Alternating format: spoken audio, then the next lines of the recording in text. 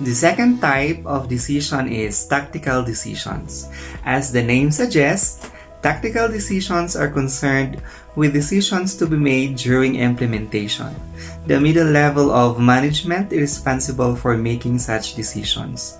This may be regarding the type of resources, their quality and quantity, providing incentive to teachers and other staffs, and so on.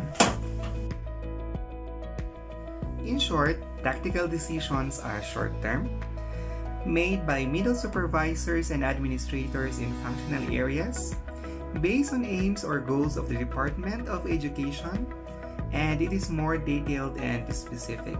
An example of this one is to employ or transfer a teacher or staff. The decisions which help in a smooth operation of activities to be undertaken to achieve the strategies on a day-to-day basis are known as operational decisions, and this is our third type of decision. An example of this one is dealing with parents and students' complaints in the new normal education. The last type of decision is programmed versus non-programmed.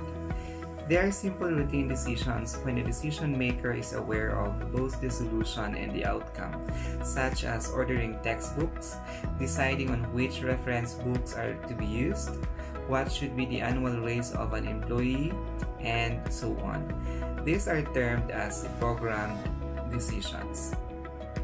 On the other hand, there are decisions which need to be made in types of situations where neither the solution nor the outcome is known.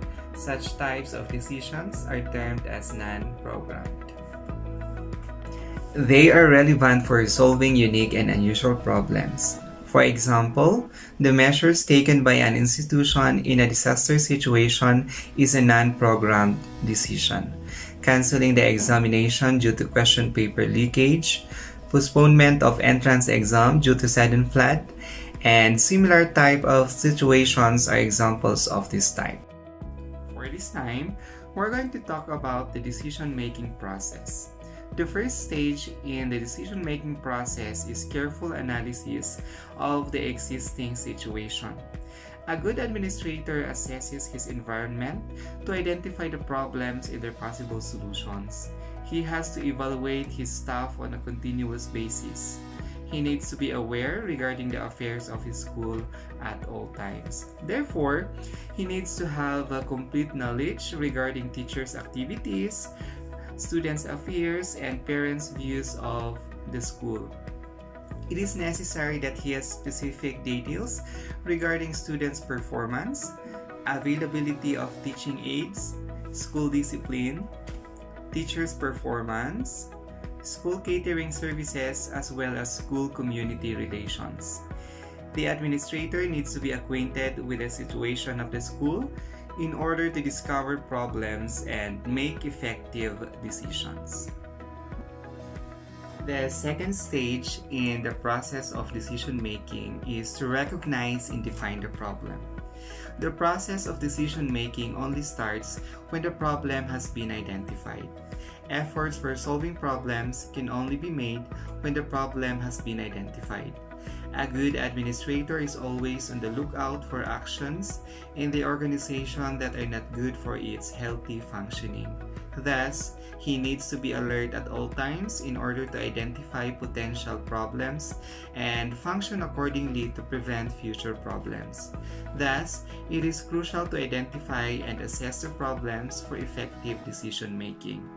The administrator needs to approach in discipline with a clear understanding of the problem. The third stage in the decision-making process is to examine the detailed makeup of the problem in the existing situation. In this stage, the problem needs to be classified by the administrator. He has to assess the nature of the problem, whether it is unusual or difficult by nature. Sometimes, the establishment forms a procedure to deal with some problems that can be found in use of the existing school regulations. The administrator has to have a complete knowledge about the problem's jurisdiction. For example, if student is expelled from school, Will the administrator accept the responsibility for the decision? If the decision does not come under the administrator's jurisdiction, it would be better to abstain from it. Stage number 4 is to decide on the criteria for resolving the problem. So after the process of problem description, analysis, and specification is completed, decision makers have to decide on an acceptable solution for the problem. There are a few questions asked regarding this acceptability of solution. First question, on what factors or variables should the decision be based? What are the criteria for acceptability of the decision? Are the factors acceptable by the staff members? And what minimum objectives should be achieved? Decision makers or administrators are advised to rank their criteria with possible outcomes along a continuum, ranging from minimum to maximum satisfaction. The criteria used for judging decisions need to be in sync with the organizational goals, or in this case, with the school regulations. Stage number 5, develop a plan of action. In this stage, identification of alternative problem tackling methods, evaluation of the costs and consequences of each alternative, as well as the selection of the most appropriate solution. At this stage, the administrator must ask the following questions.